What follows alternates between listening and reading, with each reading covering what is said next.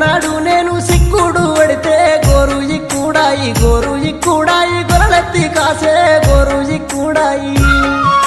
అలనాడు నా బిడ్డ అనిగంబు పడితే అనిగంబు తీగంత